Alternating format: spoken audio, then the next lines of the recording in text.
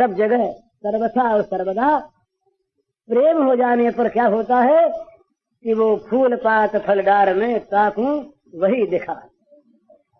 नारायण जाके दृगन सुंदर श्याम समाए। सुंदर श्याम भला हमारी आंखों में क्या समा रहा है? जरा अपनी आंखों को देखिए, अपनी अंदर की आंखों से। हमारी आंख मंदिर में जाकर भगवान की श्री मूर्ति के सामने जाकर भी गहनों को देखेगी, पोशाक को देखेगी, भगवान को नहीं देखेगी।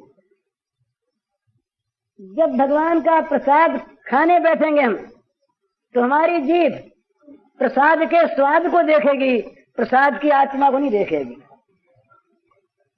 ये बड़ी विलक्षण चीज है। प्रसाद में स्वाद नहीं होता, प्रसाद में भगवान होते हैं। प्रसाद में भगवान होते, स्वाद तो जीभ की चीज है। रघुनाथ के सामने विष आ गया। ससुराल में रघुनाथ भक्त एक रहे, तो बड़े धनी थे, पहले धनी परिवार था और गरीब हो गए। वो अत्यंत गरीब हो गए, सारी जिम्मेदारी उनकी बिका गई, बड़ी बड़ी बुरी अवस्था। तो रघुनाथ भिखमंगे हो गए, पेट भरने के लिए भीख मांगने लगे और पुरी में मंदिर के सामने भिखमंगों की टोली में खड़े रहते, भीख मांगते। उनकी पत्नी जो रही वो किसी राज्य में दीवान की लड़की थी, तो उनको मालूम हुआ किस प्रकार से वो तो भिखमंगा हो गया और किसी काम का रहा नहीं, मकान रहा नहीं, खाने पीने को सामान नहीं। तो दुष्ट बुद्धि उपजी मन में, सोचा कौन पूछने वाला लड़की का दूसरा ब्याह कर देंगे।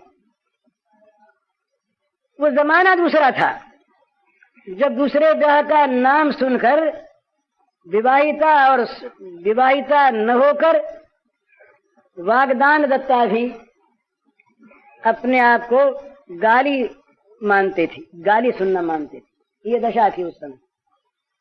तो विवाह की बात जब तय की पिता ने और भाइयों ने, तो इसका जीव उबला, आग लगी, कैसे खबर दूं उसको। तो किसी प्रकार से चेष्टा करने पर पता लगा कि वो रघुनाथ इस समय पुरी में भिखमंगे के रूप में रहता है। था बड़ा वो भक्त, इसके मन में भी भगवान की बड़ी निष्ठा रही। भगवान को याद किया, महाराज किसी प्रकार बचाओ सतीत्व को मेरे। एक ब्राह्मण कोई मिल गया, भगवान ने भेज दिया कोई यात्री के रूप में। उसने चिट्ठी लिखी, इस प्रकार मेरा विवाह होने की बात हो रही है, तुम जहां हो जैसे हो मुझको आकर ले जाओ।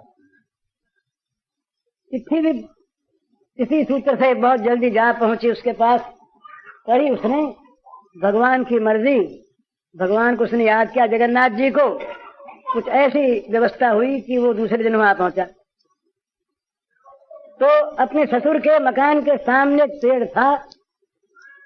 अब रात को वहां तो पहरे लगे, कौन अंदर जाने दे भिखमंगे को।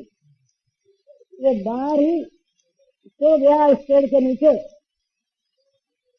जब प्रातः काल लोग उठे, उसके स्त्री के भाई साले वाले वो निकले, ससुर निकले, देखा तो पहचान लिया है तो वही।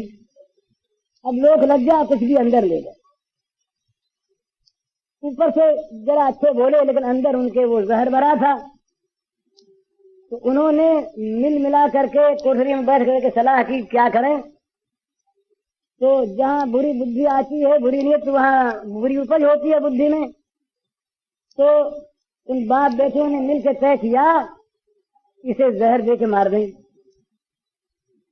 ये मर ही जाएगा और उसके बाद फिर अपने कोई बोलने चालने वाला रहेगा नहीं, विवाह किसी प्रकार कर देंगे, कौन पूछता, हम तो दीवान ठहरे। तो उसने सुन लिया। वो बड़ी चौकन्नी थी, किसी प्रकार कान लगाए सुन रही थी, कैसे ही पता लग जाए ये लोग क्या करना चाहते हैं। उसके मन में था भय।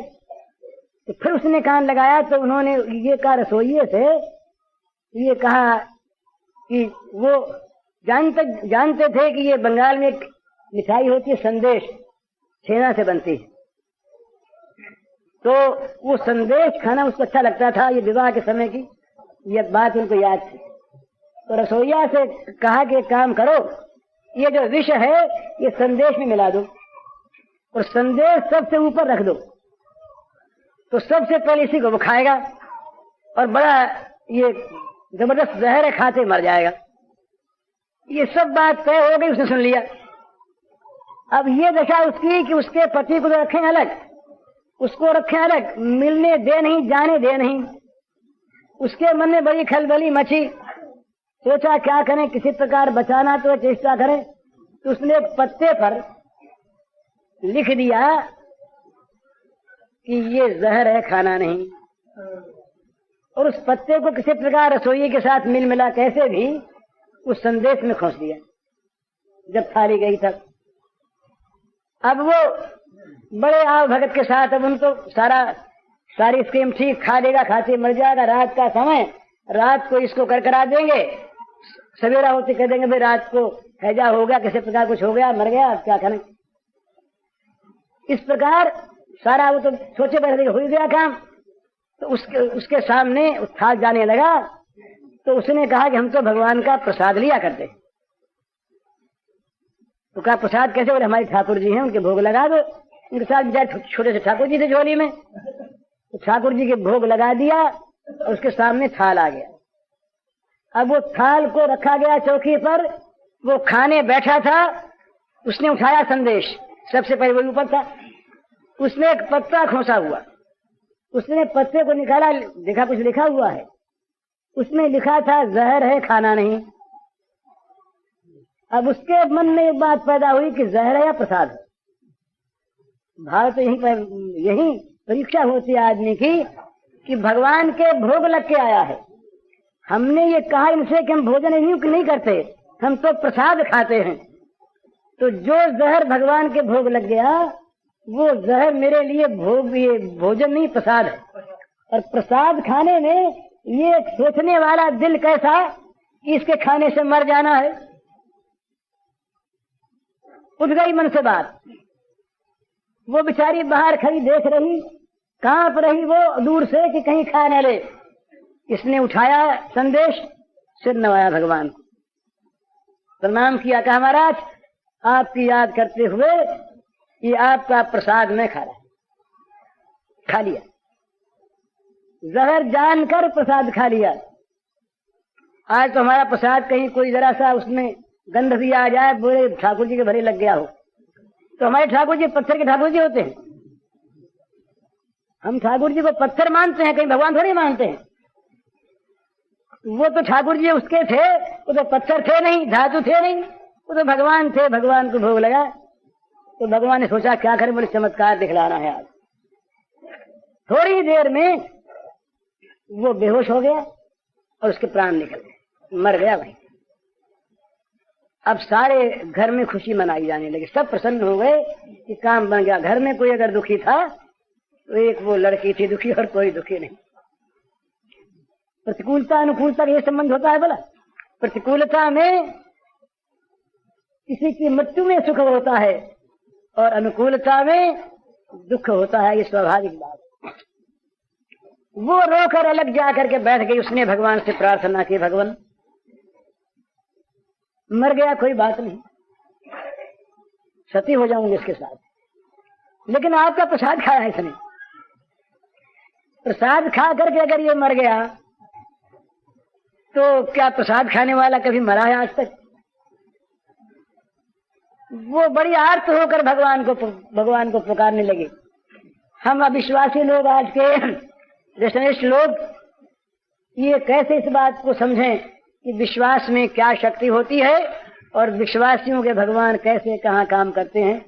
हम इस चीज का अंदाजा नहीं लगा सकते।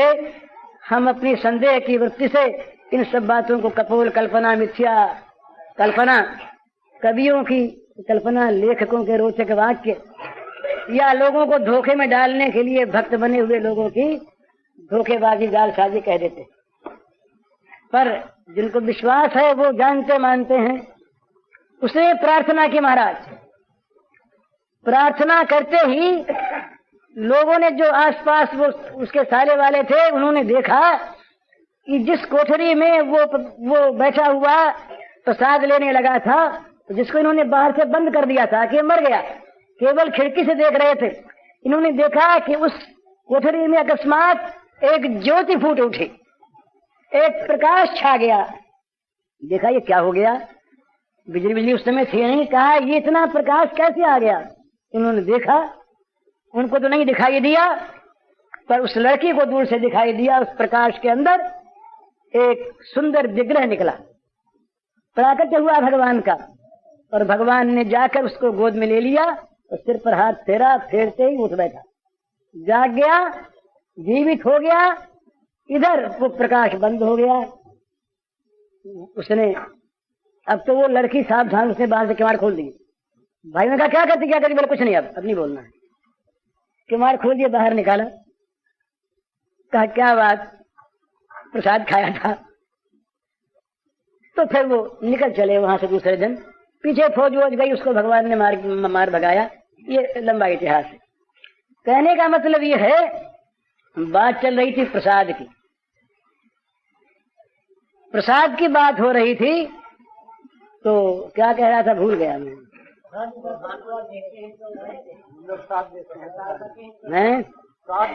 हाँ, हम लोग स्वाद देखते हैं, हम लोग स्वाद में उस वस्तु के आत्मा को नहीं, हम लोग प्रसाद का स्वाद देखते हैं, प्रसाद में भगवान को नहीं देखते। हम लोग मूर्ति में गहने देखते हैं, मूर्ति के अंदर रहे भगवान को नहीं देखते। हम लोग किसी अच्छे संगीत में स्वर देखते हैं, उस संगीत का आत्मा जो रस है वो नहीं देखते। हम लोग किसी अच्छे फूल में फूल का सौंदर्य देखते हैं, पर उस सौंदर्य का जो मूल है, जहाँ सुंदरता आई, जिसको लेकर फूल सुंदर बना, उसको नहीं देख पाते। फल का मिठास देखते हैं, पर फल के आत्मा को नहीं देखते।